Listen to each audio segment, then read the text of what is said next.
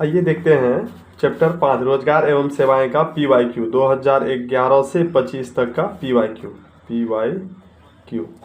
हमारा क्वेश्चन एक है कि भारत में सेवा क्षेत्र को सामान्यतः कितने भागों में बांटा गया है। भारत में कौन क्षेत्र को, सेवा क्षेत्र को कितने भागों में बांटा गया है, तो दो भागों में बांटा गया, एक सरकारी है और एक गैर सरकारी सेवा क्षेत्र, दो भागों में। ऊर्जा का मुख्य स्रोत क्या है, कोयला है, पेट्रोलियम है, विद्युत है, इनमें सभी। इसका सही उत्तर लगेगा डी, इनमें सभी। कोयला का मुख्य ऊर्जा के मुख्य स्रोत क्या है, इनमें सभी से ऊर्जा हमें प्राप्त होती है। नरेगा के अंतर्गत ग्रामीण मजदूरों को साल में कम से कम कितने दिनों के लिए रोजगार देने की व्यवस्था है।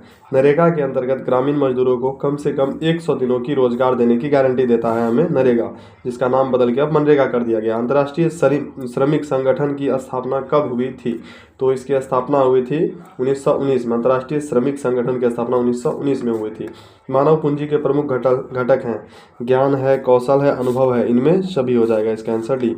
जवाहर रोजगार योजना शुरू हुई थी किस वर्ष, ये बोल रहा है कि जवाहर रोजगार योजना कब शुरू हुई थी, ये 1989 में शुरू हुई थी जवाहर रोजगार योजना।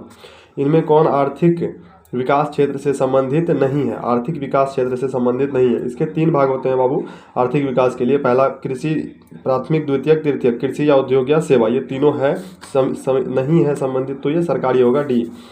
कौन सी सेवा गैर सरकारी है, सैन्य सेवा सरकारी है, वित्त सेवा सरकारी है, मॉल सेवा गैर सरकारी होगी, रेल सेवा सरकारी है। तो कौन सेवा गैर सरकारी है, तो मॉल सेवा।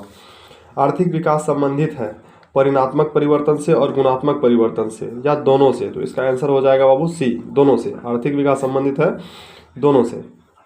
विकासशील देशों में कार्यशील जनसंख्या अधिकांशतः संलग्न है। देखिएगा क्या कह रहा है, विकासशील देशों में, जो विकासशील देश है उसमें कार्यशील जनसंख्या अधिकांशतः किस क्षेत्र में लगे हैं, तो विकासशील देशों में बाबू कृषि क्षेत्र में लगे हैं, और सेवा क्षेत्र में ज़्यादा जनसंख्या लगे हैं विकसित देश में। जो देश क्या है, विकसित हैं, उसमें ज़्यादातर लोग लगे हुए हैं सेवा क्षेत्र में।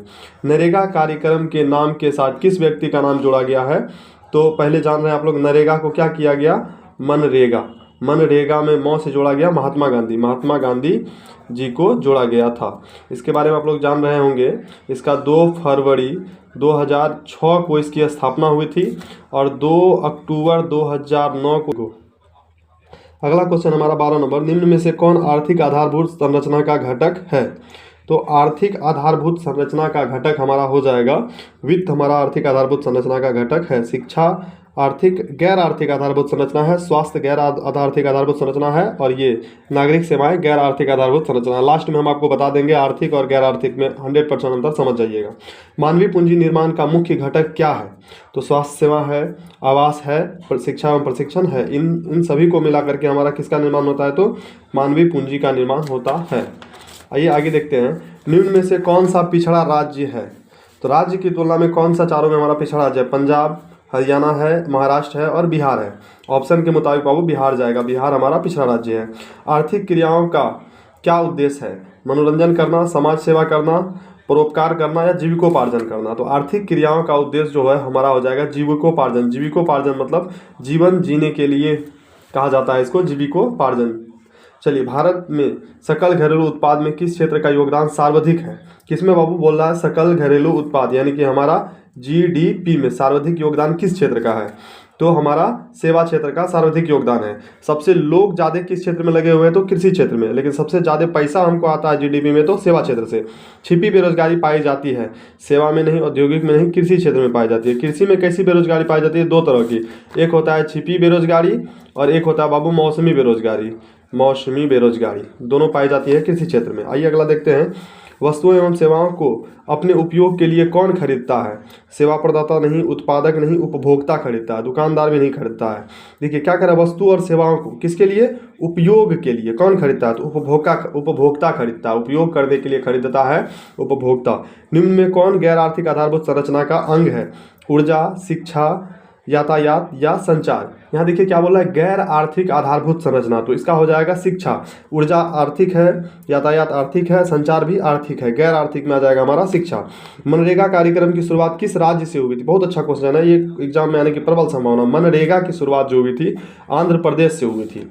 निम्न में से कौन सी बेरोजगारी कृषि क्षेत्र में पाई जाती है, हम बता चुके हैं कृषि में 2 बेरोजगारी पाया जाता है, एक छिपी और एक मौसमी। यहाँ दिया है छिपी बेरोजगारी यहाँ पाया जाता है, मौसमी बेरोजगारी यहाँ पाया जाता है, सी हो जाएगा इसका दोनों। प्रत्यक्ष विदेशी निवेश का सर्वाधिक लाभ किस क्षेत्र को मिलता है, तो इसका सर्वाधिक लाभ मिलता है बाबू विनिर्माण क्षेत्र को। प्रत्यक्ष विदेशी निवेश का सर्वाधिक लाभ किस क्षेत्र को मिलता है? तो विनिर्माण क्षेत्र को मिलता है। निम्न में से किसके द्वारा पूंजी निर्माण होता है? किसके द्वारा हम पूंजी का निर्माण होता है? उपभोग से नहीं, विनिमय से नहीं, विनियोग से नहीं, बचत से। बचत के द्वारा हमारा पूंजी का निर्माण होता है। देश की सीमा के अंदर एक वर्ष में उत्पादित अंतिम वस्तुओं एवं सेवाओं का मौद्रिक मूल्य क्या कहलाता है? बहुत अच्छा क्वेश्चन है बाबू। देश की सीमा के अंदर एक वर्ष में उत्पादित सभी अंतिम वस्तुओं एवं सेवाओं का मौद्रिक मूल्य क्या कहलाता है? सकल राष्ट्रीय उत्पाद, सकल घरेलू उत्पाद। देश की सीमा लगा दिया है तो हम लोग घरेलू शब्द के साथ जाएंगे बाबू, ये हो जाएगा सकल घरेलू उत्पाद। वैश्वीकरण की नीति से किस क्षेत्र को सबसे कम लाभ हुआ? वैश्वीकरण की नीति से सबसे कम लाभ हुआ था हमारा कृषि क्षेत्र को ही, कृषि को सबसे कम लाभ हुआ था। सकल घरेलू उत्पाद जीडीपी में सबसे कम योगदान किस क्षेत्र का है? ये अच्छा बात है बाबू, देखिएगा सबसे कम योगदान होता है, एक होता है योगदान और एक होता है लोग लगे हुए हैं। सबसे कम योगदान तो प्राथमिक यानी कृषि क्षेत्र का है और सबसे ज़्यादा लोग भी इसी में लगे हैं, लोग लगे हैं हमारे देश के ज़्यादा जनसंख्या इसी में लगी हुई है। सकल घरेलू उत्पाद जीडीपी में सबसे कम योगदान किस क्षेत्र का है? तो प्राथमिक क्षेत्र का योगदान है। सबसे ज़्यादा योगदान इसका है, हमारा तृतीयक या सेवा क्षेत्र का सबसे ज़्यादा योगदान है। निम्न में से क्या आर्थिक आधारभूत संरचना का अंग है? आर्थिक आधारभूत संरचना का अंग है शिक्षा नहीं होगा, स्वास्थ्य नहीं होगा, नागरिक सेवाएं और यातायात में सेवा है नागरिक, ये भी नहीं होगा। तो हमारा आंसर होना चाहिए इसका डी, क्या हो जाएगा? यातायात। चलिए, पूंजी का परिश्रम क्या है? पूंजी के बदले हमको क्या मिलता है? तो इसका आंसर हो जाएगा बाबू हमारा सी, पूंजी के बदले ब्याज मिलता है। जमीन के बदले हमको मिलता है लगान, जमीन के बदले हमको मिलता है लगान, जमीन यानी कि भूमि के बदले मिलता है लगान। मेहनत के बदले मिलता है मजदूरी, और ये परिश्रम। पूंजी के बदले हमको क्या मिलता है? ब्याज मिलता है। चलिए, निम्न में से क्या पूंजीगत वस्तु का उदाहरण है? ट्रैक्टर हमें पूंजी से मिलता है, उपकरण कोई भी कृषि उपकरण पूंजी से मिलता है, मशीन पूंजी से मिलता है। तो इनमें सभी क्या है? पूंजीगत वस्तु का उदाहरण है। सब लेना है, इसको बंद नहीं करना। निम्न में से कौन आर्थिक आधारभूत संरचना का अंग है? फिर वही पूछ दिया, आधारभूत संरचना से रिलेटेड है। आर्थिक संचार, शिक्षा, स्वास्थ्य सुविधाएं या कुशल प्रशासन। तो इनमें से हो जाएगा बाबू हमारा संचार। देखिए, आसान भाषा में समझिए कि आर्थिक आधारभूत संरचना क्या है। आर्थिक आधारभूत संरचना उन मूलभूत भौतिक और सेवा आधारित सुविधाओं को कहते हैं जो किसी देश की आर्थिक विकास, उत्पादन और वितरण की प्रक्रिया को सूक्ष्म और तेज बनाती है। देखिए, सावधान आप ऑप्शन के मुताबिक समझिएगा। आर्थिक आधारभूत संरचना में कौन कौन आएगा? तो ऊर्जा आएगा, परिवहन है, संचार है, वित्तीय सेवा और सिंचाई आर्थिक आधारभूत संरचना में आएगा। गैर आर्थिक आधारभूत संरचना में क्या है बाबू?